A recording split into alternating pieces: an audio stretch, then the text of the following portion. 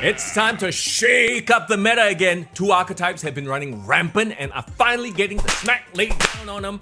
Let's jump in. I shall miss you, my friend. And kudos to Second Dinner for addressing this right away, cause that Prof X Cannonball package has been everywhere. Professor X gains 1 point of power, so he's a 5/2 now, but his ability reads, ongoing, moving is the only way to add or remove a card from here.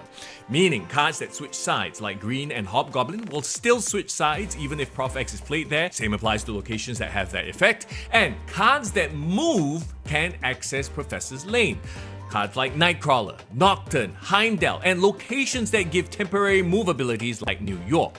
Now, what this means for the Prof X Cannonball combo is, if the Prof X lane is not full, playing Cannonball will no longer destroy the highest cost card in that lane anymore. It'll move it into the Prof X lane.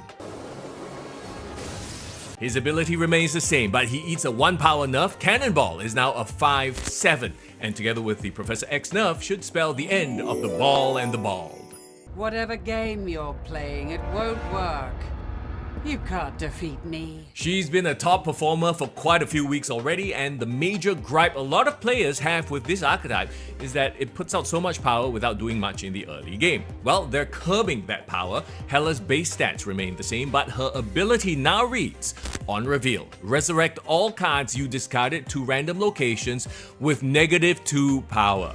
Only time will tell if this nerf helps. I mean, Infinite will still be 18 power, Death will still be 10, Giganto 12, Red Hawk, well... Ready to see red?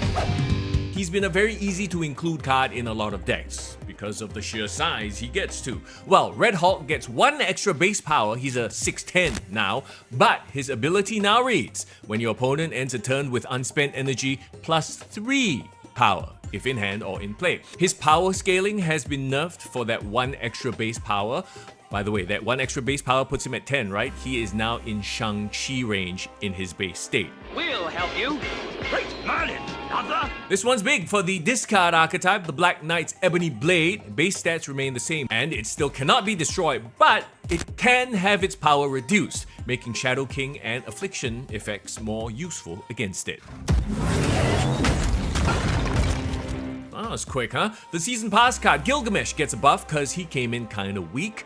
Outside of the blue Marvel Zoo style of deck, Gilgamesh just wasn't performing. His ability remains the same, but his base stats are now 5/9. That's a 2 power buff. That is America's ass. In the last OTA, they hit Spectrum ongoing decks, so Cap gets a bit of love here. He's a 3/3 now. Ability remains the same. That's a 1 power buff. As a Shanna enjoyer, I appreciate this. Ability remains the same, but she's now a 3/4. That's a 2 power buff.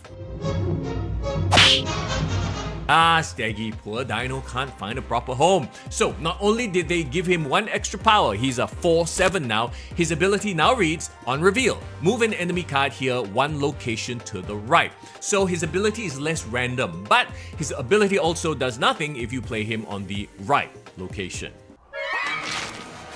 And there you go, that's the meta-shaking balance update. Have you been enjoying the ball combo and are now furious? Is it about time Hela got taken down a peg? Hey, let me know in the comments.